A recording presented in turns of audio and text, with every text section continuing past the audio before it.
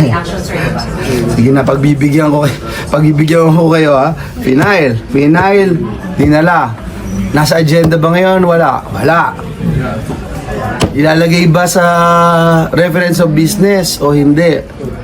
Pag nalagay sa reference of business, another step, babasahin ba? Pag binasa ba, saan dadalhin? Ni-refer ba? Saan ni-refer? Di ba ganun yung process? Tinitignan ko kanina yung rules. Parang form lang yung nandun ha. Walang laman whatsoever. Remember nung time ni Senator Pimentel, di ba sinabi niya? Nag-hearing tayo dito sa impeachment court. Hindi pa pala kompleto tong rules natin, ang daming kulang. Ang sinasabi ko lang is that itong mga nakaraan and in history, even the rules ng impeachment, kailangan balangkasin ng mabuti. So sir, kailangan ika-craft pa yung rules specific for these Did you see new the impeachment? rules? Masyadong general. Ayokong pangunahan ng mga kasama natin. Ang point ko lang is, na kasya ang 1,000 kalabaw dun sa rules of impeachment right now. That's my comment.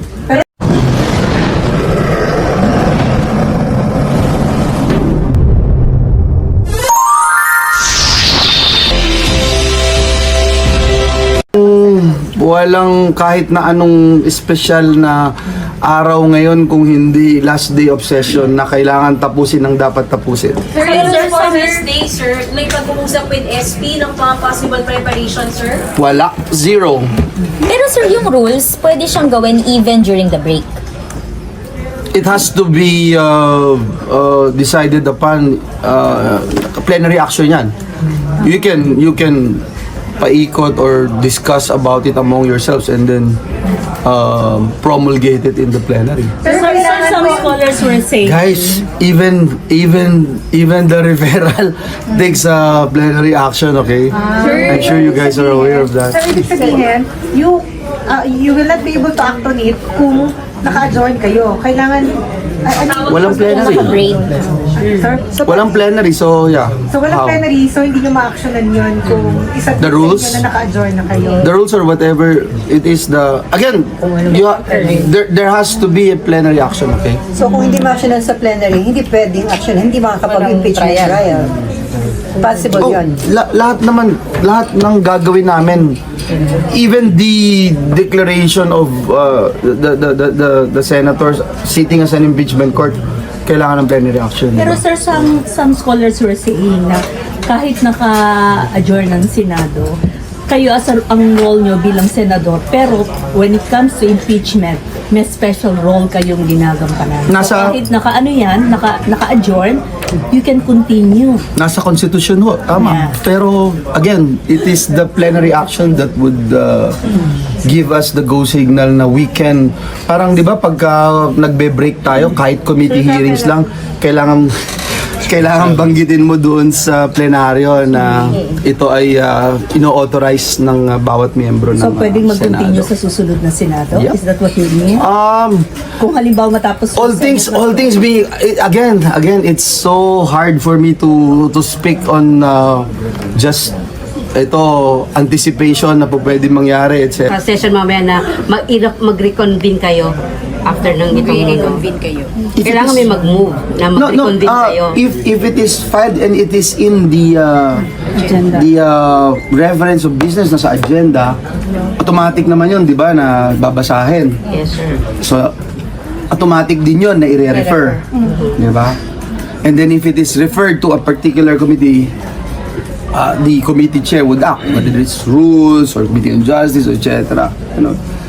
And there will be a motion.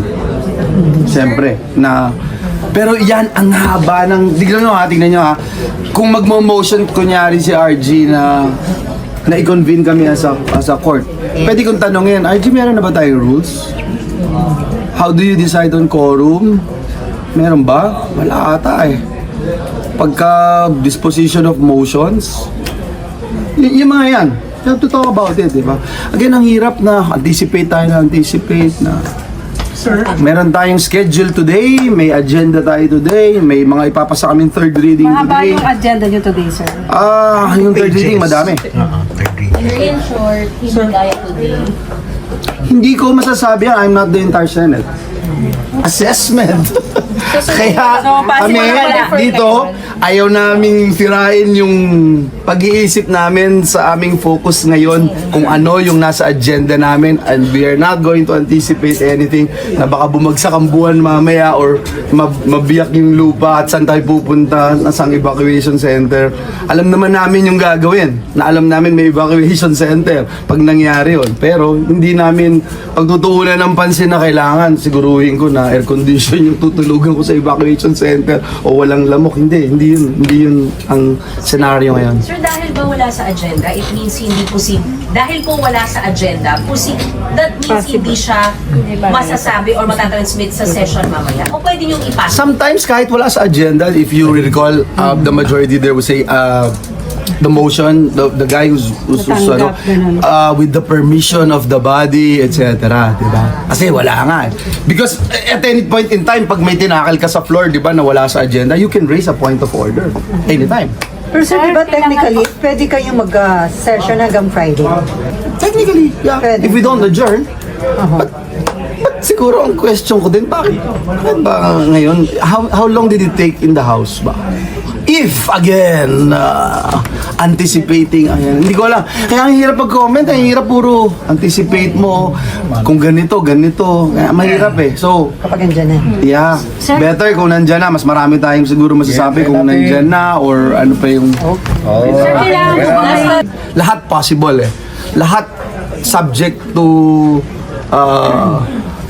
be questioned by anybody, any sector of the society. The scholars were saying, binabanggit kanina ni ma'am, pwede kayong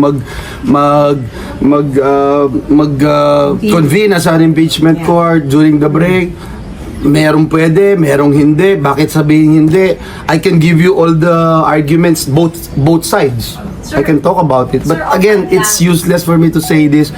And it's very hard. You have to understand, on my part, I'll be sitting as a judge. I cannot make any comment na pabor o hindi pabor sa kanino mang kampo. Sir, offhand lang, just in case lang naman matuloy yung transmit na to, can you walk us through kahit konti lang? Just in case matuloy. Anticipating kung matuloy yung hindi ko alam kung matutuloy nga. Yes sir.